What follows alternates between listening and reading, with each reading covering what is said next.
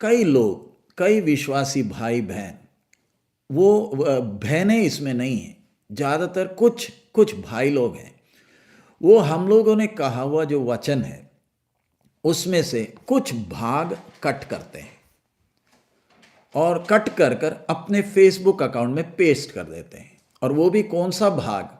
वो पूरा का पूरा भाग नहीं पेस्ट करते हैं, जो भाग उनको अच्छा लगता है।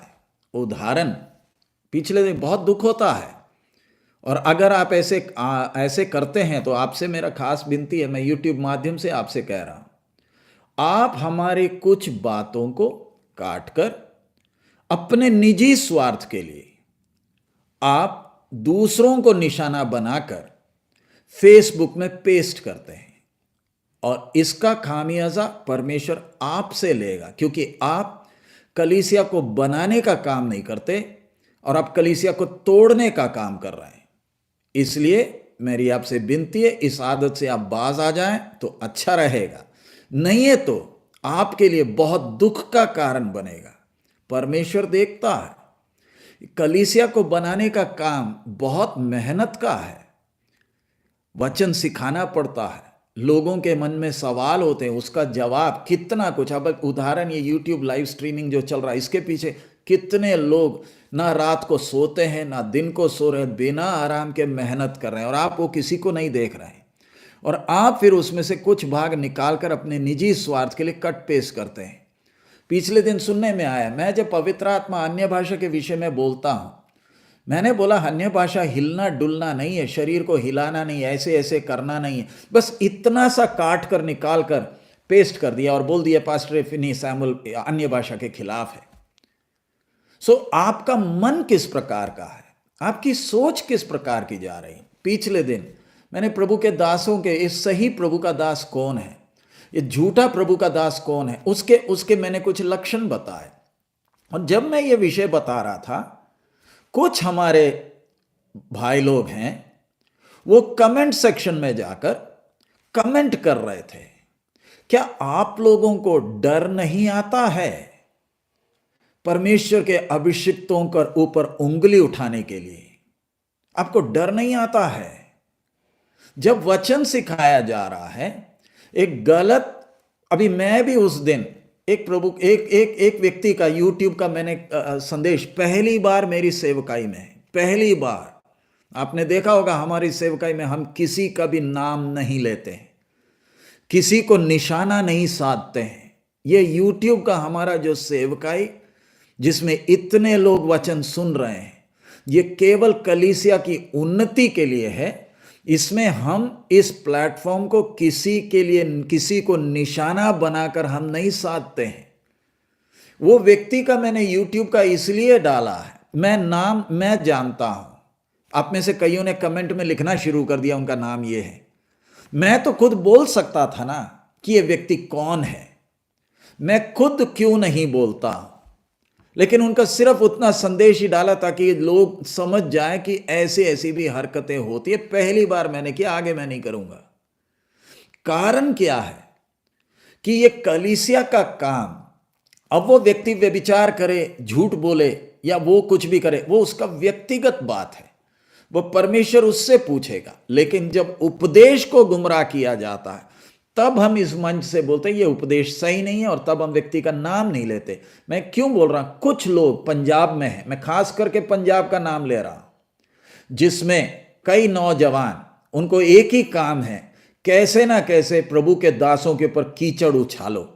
एक आत्मा कभी जीती नहीं है, एक आत्मा के पीछे मेहनत कितना है उसको जानते नहीं है। कोई एक कमी किसी में देख ली, फेसबुक में चढ़ाने के लिए उनके पास माल आ गया, और ये बैठकर, ये होते हैं जो गिद्ध का काम करते हैं, जो लाश खाते हैं। मैं दोबारा कठोर शब्द बोल रहा हूं, कहीं ऐसा ना हो परमेश्वर का सजा गिरने लगे। प्रभु की कलीसिया बनाना कोई खेल नहीं, गंभीर विषय है, बहुत मेहनत इसमें होता है।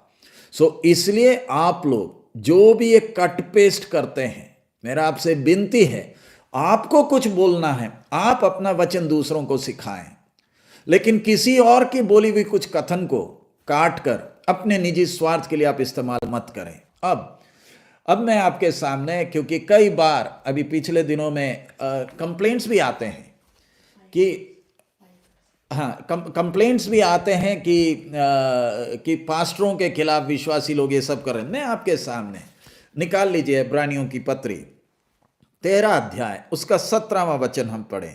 इब्रानी 13 का 17, इब्रानियों की पत्री 13वां अध्याय उसका 17वां वचन मैं आपके सामने पढ़ता हूं। अपने अगुओं की मानो और उनके अधीन रहो, क्योंकि वे उनकी नाई तुम्हारे प्राणों के लिए जागते रहते, जिन्हें लेखा देना पड़ेगा कि वे ये काम आनंद से करें, ना कि ठंडी सांस लेकर, क्योंकि इस दशा में तुम्हें कुछ लाभ नहीं। मैं दोबारा पढ़ रहा हूं, इब्रानी 13 का 17। अपने अगुओं की मानो और उनके अधीन रहो, क्योंकि वे उनकी नाई तुम्हारे प्राणों के लिए जागते रहते, जिन्हें लेखा देना पड़ेगा कि वे ये काम आनंद से करें, ना कि ठंडी सांस ले लेकर, क्योंकि इस दशा में तुम्हें कुछ लाभ नहीं। ये प्रभु का वचन, आप कितना इसकी गंभीरता आपने समझना। पिछले दिनों में मैंने एक झूठे सेवकों के कुछ लक्षण आपके सामने मैंने बताए। किसके लिए बताए हैं? ताकि आप अपनी आत्मिक जीवन को संभालें। आज बहुत से भेड़िया निकले, ये बात मैंने आपके सामने कही, उनके लक्षण भी आपको बताए। तो लेकिन उसी समय आपका यह काम नहीं है कि आप जाकर अब ये लक्षणों को रखकर अपने पास्टरों को जांचना शुरू करें। पास्टरों में कमियां हैं, ये नहीं कि कमी नहीं है, मेरे में कमी है। और जब आप हमें देखते हैं, हमारे लिए आप प्रार्थना करें। उपदेश हमारा गलत है, आपको बोलने का पूरा हक है। हमारा उपदेश गलत है तो आपको पूछने का हक है। तो लेकिन सबसे पहले आपने हमसे पूछना है, आप ये जो सिखाते हैं, आप ये किस आधार पर सिखाते हैं। अब जैसे पिछले दिन मैंने एक व्यक्ति का वीडियो आपको दिखाया, वो तो उपदेश गलत है। ऐसे में हम चौकस करते हैं। लेकिन आपको जब हमारी कोई कमी दिखती है, आपको हमारे हम सिद्ध नहीं हैं, हम सेवकों में कमियां हैं, और जब ये कमी है तो सबसे पहले आप प्रार्थना करें। मैं भी, जब मेरे साथ जब प्रभु के दास लोग हैं, विश्वासी लोग हैं, दुनिया भर हैं, अमेरिका में, कनाडा में, चाइना, अब मुझे बोलने की जरूरत नहीं, इतने सब प्रभु के दास विश्वासी, कई लोग तो मेरे से उम्र में बड़े हैं। हमारी संगति में कितने प्रभु के दास हैं जो मेरे से उम्र में कितने बड़े हैं, अनुभव भी उनके पास मेरे से ज्यादा। लेकिन जब हम किसी की गलती या कुछ बताते हैं, उसके पहले हम बैठकर कितना प्रार्थना करते हैं, प्रभु बोलने के लिए ज्ञान और समझ दे, ताकि ये गलती जो भी दिख रही है, इसको सुधारा कैसे जा सके। हमारी सोच रहती है ये गलती को सुधारना है, ये गलती का प्रचार करना नहीं। अगर हम किसी की गलती का छत पर खड़े होकर, या छत पर खड़े होने का मतलब इंस्टाग्राम, फेसबुक और व्हाट्सएप के द्वारा किसी गलती का ऐलान करते, तो आप शैतान के अभिषिक्त हैं, इसमें कोई दो राय नहीं। आपके अंदर की आत्मा परमेश्वर की आत्मा नहीं है। परमेश्वर की आत्मा दूसरे की गलती तीसरे को नहीं बताती है। वो एक दूसरी आत्मा है जो ये काम करती है ताकि कलीसिया में एकता ना बने, कलीसिया में फूट लाए। यह है विरोधी मसीह की आत्मा जो कलीसिया में फूट लाता है। इसलिए आपने और मैंने ध्यान रखना कि हम कहीं शैतान के हाथ में कोई बर्तन ना बन जाए। प्रभु के दासों के जीवन में गलतियां हैं, सबसे पहले आप प्रार्थना करें, आंसू बहाएं, प्रभु मैंने उनसे बात करना। और फिर जब आप उनसे बात करते हैं, प्रार्थना के साथ बात करें ताकि वो गलती को हम सुधार सके। क्यों? इधर लिखा है, अभी हमने जैसे पढ़ा, अपनी अगुओं की मानो। प्रभु के दासों को प्रभु ने आपके ऊपर आपका अगुआ के तौर पर रखा है। किसके लिए रखा है? प्रचार करने के लिए नहीं, आपके जीवन को बनाना है। सेवक का जीवन प्रचार करना नहीं, बनाना है सामने वाले विश्वासी के जीवन। इसलिए वो प्रार्थना करता। अभी जैसे मैं वचन सिखा रहा हूं, आपके पास्टर शायद इतना अच्छा वचन नहीं सिखा पाते होंगे, लेकिन आपका पास्टर आंसू बहाने वाला व्यक्ति होगा। उनके घुटने के चमड़े को जरा देख लें, ज्यादा वचन सिखाना नहीं जानता है, लेकिन आंसू बहाता है आपके लिए। जो अपने परिवार को छोड़कर अपने बारे में ना चिंता करते हुए आपके लिए जब आंसू बहाता है, तो आपका सोच उनके प्रति कैसे होना चाहिए? परमेश्वर ने इनको मेरा रखवाला कर कर रखा। मैं कुछ आयत आपके सामने पढ़ रहा हूं ताकि आप उस बात की गंभीरता को समझ सकें। निकालिए एजेकिएल उसका 3 अध्याय उसका 18। एजेकिएल की भविष्यवाणी 3 अध्याय उसका 18 वचन में आपके सामने पढ़ रहा हूं। जब मैं दुष्ट से कहूं कि तू निश्चय मरेगा, और यदि तू उसको ना चिताए और ना दुष्ट से ऐसी बात कहे जिससे कि वह सचेत हो और अपना दुष्ट मार्ग छोड़कर जीवित रहे, तो वह दुष्ट अपने अधर्म में फंसा हुआ मरेगा, परंतु उसके खून का लेखा मैं तुझी से लूंगा। हम जब सेवक आपको आपकी गलती बताते हैं, वो हम क्यों आपको बता रहे हैं? ताकि आप वो सजा से बच जाएं। आज बहुत से विश्वासी ऐसे हैं, हमने कुछ आपकी गलती आपको बताई, आपको फिर हमारी गलतियां ही दिखती हैं, और फिर आप ये कलीसिया छोड़कर फिर दूसरे में जाकर बैठ जाते हैं, क्योंकि इधर आपकी गलती बताई गई।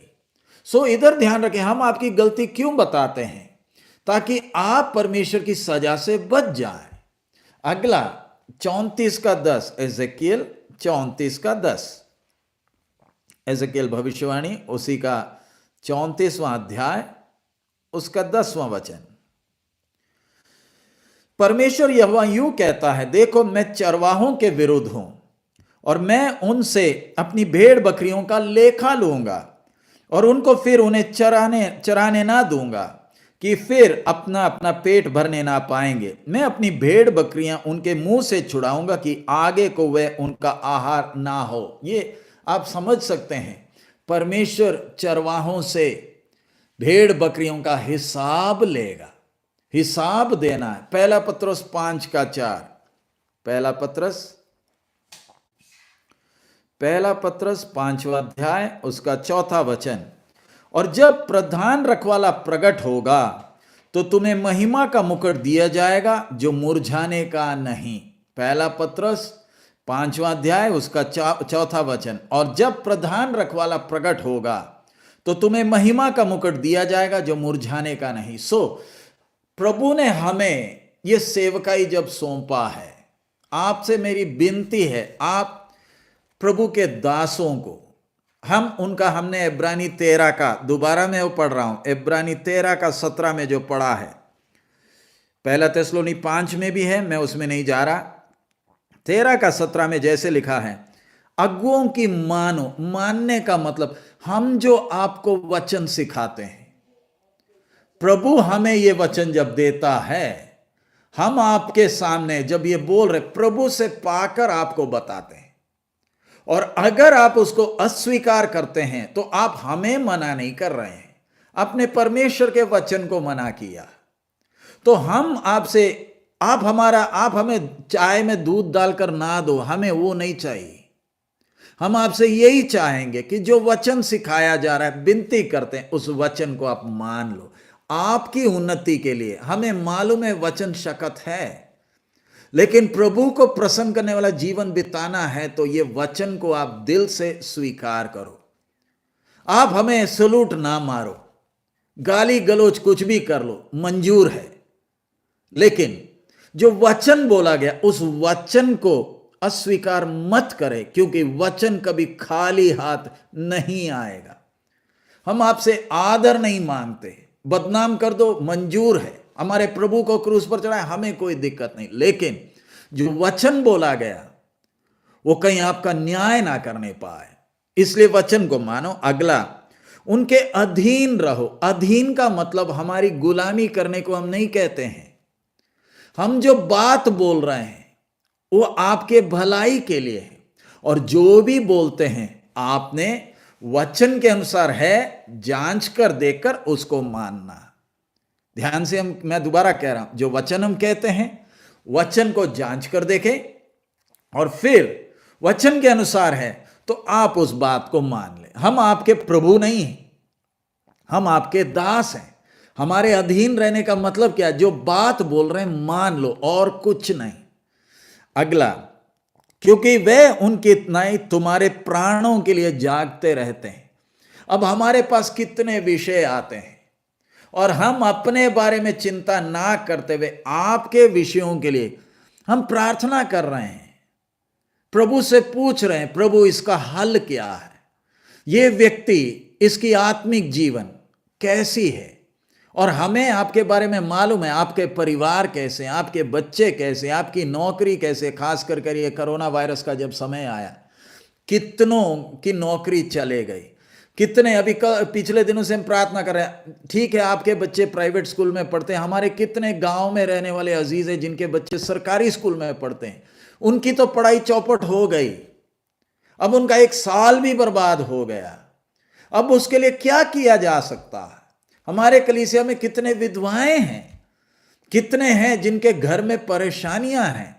हम ये बातों को रखकर प्रभु के सामने प्रार्थना करते हैं, रोते हैं, प्रभु तूने ये आत्मा को हमारे हाथ में दिया, प्रभु ये तेरे कद तक बढ़ाने के लिए, प्रभु तो हमें और बलवंत कर। प्रभु हम निराश होते हैं, हम भी रोते हैं, लेकिन कोई हमारे आंसू को नहीं देखता, कोई हमें तसल्ली के शब्द नहीं बोलता।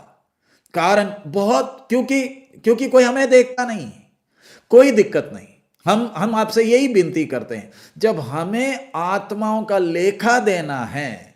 अब आप मूसा के बारे में देखते हैं, लोगों के परेशानी के कारण मूसा ने उस चट्टान को दूसरी बार मारा।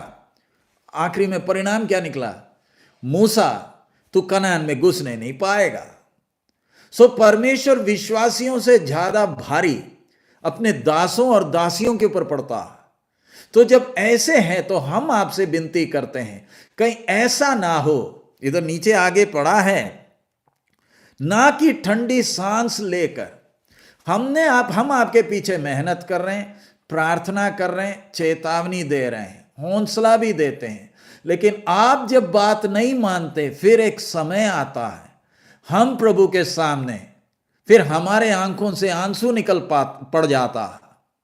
कई सेवकों के विषय मेरे साथ हुआ, प्रभु सच्चे मन से प्रार्थना किया, सच्चे मन से हौसला दिया, जितना हो सकता था वो सब करने के बाद प्रभु तूने सौंपा था, मेरे से जितना होता था मैंने किया, तूने देखा है प्रभु, अब तू ही जान करना क्या है। और अगर हमारे मन से ऐसी प्रार्थना सच्चे मन से अगर निकल गई, स्वर्ग हमारे मेहनत को देखता है, वो आपके लिए लाभ का कारण नहीं बनेगा फिर। इसलिए मैं आपको धमकी देने के लिए ये यूट्यूब नहीं बोल रहा हूं, मैं सिर्फ आपसे यही विनती करता हूं कि प्रभु ने जब अपने दासों को दिया है, हम उनको पूजा ना करें, आदर करें। आदर कैसे? जो वचन सिखाया जाता है उस वचन को आप जांच कर देखें, अगर वचन के अनुसार है तो आप उस वचन को स्वीकार करें। हम सब प्रभु के संतान हैं, हम आपसे बड़े नहीं, हम आपके दास हैं। लेकिन एक विनती क्या है, किसी को जब हम एक के जीवन को बनाने में लगे हैं, आप नहीं जानते सामने वाले के पीछे मेहनत कितना किया गया, कैसे वचन सिखाया गया। आपके बातचीत, आपके व्यवहार से अगर वो व्यक्ति विश्वास में पीछे हट गया, आपके इंस्टाग्राम के पोस्ट के कारण, आपके फेसबुक के कमेंट के कारण अगर एक आत्मा को ठोकर पहुंचा, स्वर्ग देखता है उसका खून कहीं परमेश्वर आपसे ना लेने जाए। वो बात को आप ध्यान रखें। यूट्यूब के द्वारा बहुत से लोग वचन सुनते हैं, कई बिल्कुल नए हैं जिनको ये कुछ नहीं मालूम, वो प्रभु यीशु के बारे में सुनकर आए, वो वचन सुनने के लिए बैठे। उस समय आप जब ऐसे कमेंट्स डालते हो, और आपका कमेंट पोस्ट फेसबुक इंस्टाग्राम या कैसे ना कैसे घूम फिर कर जब चलता है, लोग यही पूछते हैं लिखने वाला कौन, अच्छा ये व्यक्ति है, उसी से आपने अपनी इज्जत गंवा डाली। और ध्यान रखें, आपकी इज्जत एक बार जो गई वो वापस फिर कभी नहीं आएगी। आपकी गरिमा आप बनाए रखें। आप एक प्रभु के संतान हैं, परमेश्वर के मंदिर हैं। हम जो भी बोलते हैं, जो भी करते हैं, उसके द्वारा परमेश्वर की ही महिमा हो, इस बात को आप सब ध्यान रखें। इसलिए आप हमारे लिए प्रार्थना करें, ताकि हम जो ये काम करते हैं नम्र होकर, ठंडे सच्चे दिल से, पूरी विनम्रता से हम ये सेवकाई को वफादारी से निभा सकें। हमें आपकी प्रार्थनाओं की जरूरत है। आगे हम लोग सवाल में जा रहे हैं। अगला है, सेवक को ठोकर ना दे। मैं ये विषय आपको, जैसे मैंने बोला, सेवकों को, गलत जो सेवक है, जो वचन से हटकर चलता है, उसके बारे में हम आपको चौकस करते हैं। ध्यान दे, मैंने जैसे पिछले दिनों में YouTube के द्वारा मैंने एक व्यक्ति का ऑडियो आपको सुनाया कि इन चक्करों में ना फंसे, क्योंकि प्रभु यीशु का आगमन नजदीक है। गुमराह करने वाले बहुत आए। हर एक के उपदेश और मैंने जो बताए वो बातों को आप ध्यान दें, और आपका काम प्रार्थना करें। और फिर अगर आपको लगता है, अभी समझे, हम जो भी वचन सिखा रहे हैं आपको लगता है ये ठीक नहीं है, आप हमारे साथ संगति मत करिए। और अगर गलत है तो बकायदा आप वचन के आधार पर यह भी बताने का आपको पूरा हक है कि किस आधार पर, कहां हम गलत हैं। अब इधर एक और बात मैं आपकी भलाई के लिए कहना चाहता हूं। अभी समझो, कल मैंने कोई गलती की, अपने व्यक्तिगत जीवन में मेरी कोई गलती हो गई, आपको मालूम चल गया, मैंने प्रार्थना, और आपने सारी दुनिया को बता दी कि हमने इस व्यक्ति को एक गलत काम करते देखा।